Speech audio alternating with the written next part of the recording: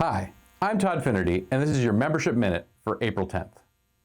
April is off to a fast start with the introduction of ACES 5.0 and PIES 8.0 that is now available. Still trying to get up to speed?